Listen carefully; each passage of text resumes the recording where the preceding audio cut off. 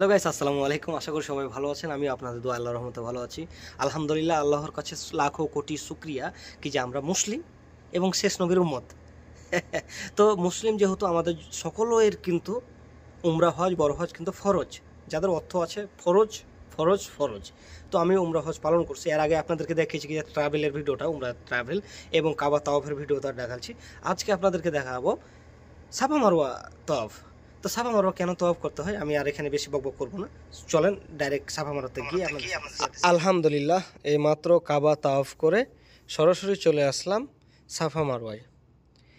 এখন আমার ক্যামেরার সামনে দেখতে পাচ্ছেন সাফা এবং আমার ক্যামেরার পিছনে আছে মারওয়া পাহাড়। তো এই সাফা থেকে মারওয়া পাহাড়ের দূরত্ব প্রায় হাফ কিলোমিটার। যখন এটা আমরা রাউন্ড দিব না এক রাউন্ড, তখন এটা 1 কিলোমিটার হয়ে যাবে। যেহেতু আমরা 7 বার এখানে রাউন্ড দিব, তো আমাদের 7 কিলোমিটার। এখানে অনেকটা পরিশ্রম হয়, ঠিক আছে। এখন তো তাও টাইলস লাগা আছে, মেঝেতে টাইলস লাগা আছে, এটা একটা বিল্ডিংয়ে পরিণত করছে, ঠিক আছে। তারপরও কষ্ট। আপনি যখন 7 কিলোমিটার যখন হাঁটবেন খালি পায়ে, তখন কষ্ট। আর এখানে খালি পায়ে কিন্তু হাঁটতে হয়। এখন মূল কথায় আছি, কেন আমরা এই সাফা মারওয়ায় তাওয়াফ করব।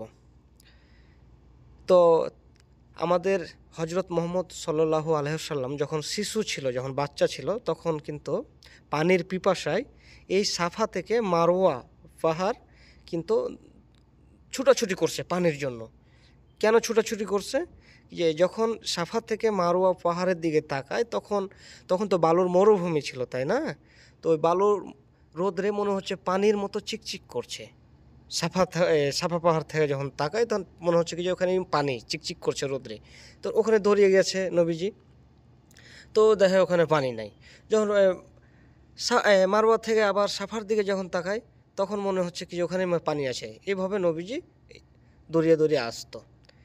তো পানি পায় না, পানি পায় না।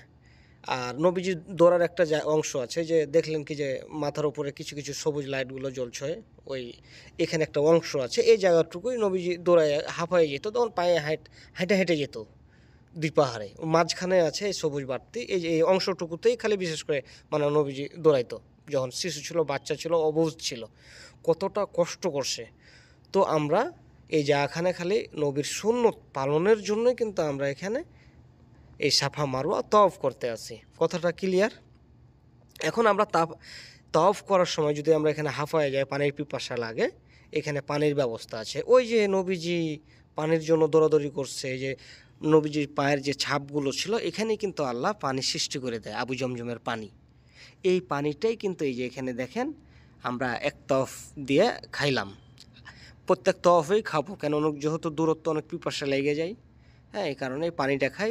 এবং যে নিয়তে পানিটা খাবো, এই যে আমার বন্ধুরা পানি খাচ্ছে, আমি খাইয়ে দাঁড়িয়ে ভিডিও করছি। এই যে পানিও কেউ কেউ পানি ভরছে গ্যালনে, ঠিক পানিটা নিয়ে যাবেন, বুঝছেন? ওই পানি। এখন আমরা দাঁড়িয়ে আছি এই যে মারওয়া পাহাড়। তা আমরা প্রথমে ছিলাম সাফায়, এখন আপনাদেরকে দেখাচ্ছি এই মারওয়া পাহাড়, ঠিক আছে। এই পাহাড়টা আরও বড় ছিল, এখন এটাকে ভাঙে আর কি মোটামুটি একটা ছোট ঘেরে দিচ্ছে, আগে বড় ছিল। তো এইখানে আসা কী কাম, এখানে আসলাম মানে যেহেতু তওয়াফের সময় তো আপনাকে দুই মাথা দিয়ে আসতে হবে দুই পাহাড়ের। তো এখানে এসে 2 রাকাত নফল নামাজ আদায় করতে হবে। এটা তো নবীজির সুন্নত, তাই না?